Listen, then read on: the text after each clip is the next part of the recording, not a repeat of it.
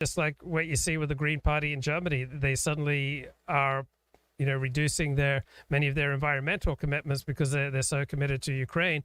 In California, for example, we had to fire up some gas-powered power plants during a recent heat wave. So even though California has been run by Democrats, the state still works. So that which cannot continue will not continue. Eventually, the transmania is going to diminish.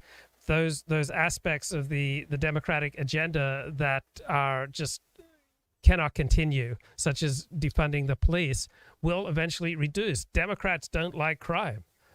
Liberals don't like high rates of murder and rape.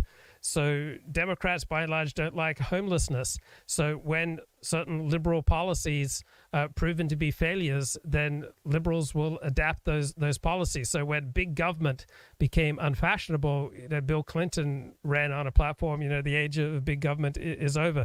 So I feel confident that which cannot continue will not continue, and that those adaptations of the Democratic Party that are maladaptive, such as defund the police, pushing transmania, I think will eventually diminish and be overtaken by more adaptive responses. And I think that for thousands of years, we will have right and left-wing responses, inclinations to stimuli, and in some circumstances the right-wing approach will be more useful, and other circumstances the left-wing one will.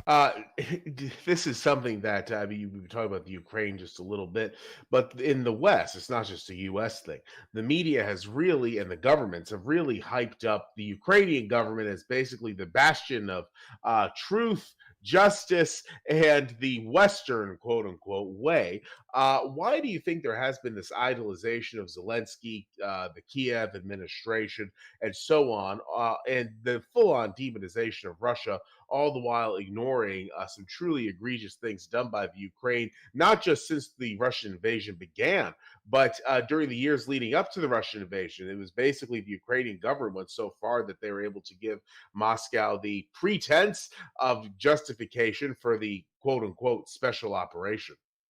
Well, if you know anything about anything, it's always stunning to read the news and notice the overwhelming emotional uniformity of the news on almost any topic, whether it's CNN or the LA Times or the Washington Post or the Miami Herald. There's almost always, on any major story, there's very quickly an agreement on the sort of emotional tone that you want to take with this story. So Ukraine versus Russia, it's plucky Ukraine fighting, big bad Russia.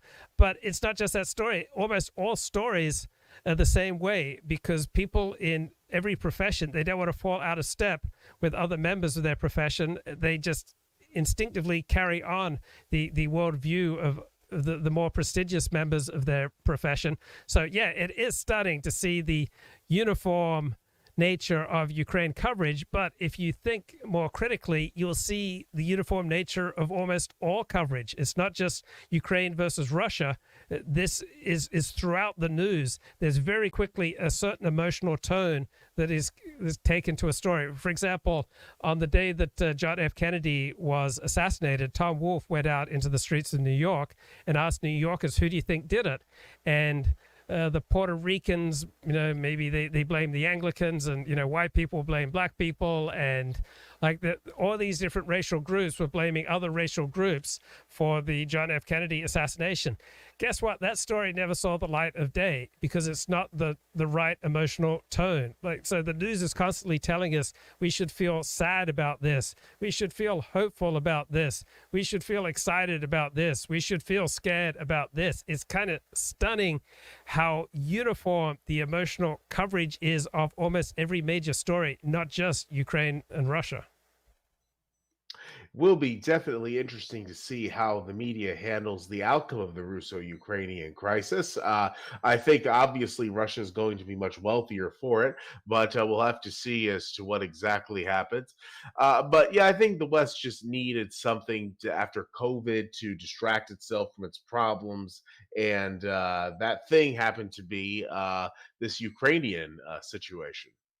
Yeah, I mean, it feels good. I mean, I 100% emotionally support Ukraine. 100% emotionally, I feel good when Ukraine, stands up to Russia. The rational part of me thinks that us subsidizing Ukraine is dramatically increasing the odds of a conflagration in Europe that could go nuclear and is a bad idea. But I 100% emotionally understand why people side with the underdog. I mean, I love virtually every underdog sports movie that I've ever seen. It's like the one genre where I'm never disappointed.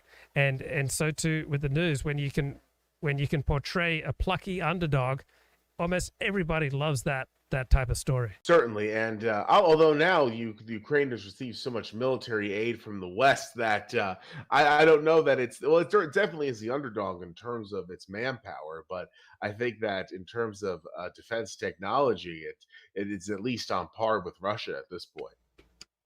Right. Like in some ways, David was not the underdog versus Goliath. David had a slingshot. Goliath didn't have a slingshot. So it all depends on the perspective you take. So I'm a Dallas Cowboy fan. I can get myself, riled up. Oh, the refs are against us, or they or that. Like to be a member of any group requires a sense of victimization. Like if you're an identifying Jew or an identifying Christian, you have a keen sense of how Jews, Christians have been oppressed.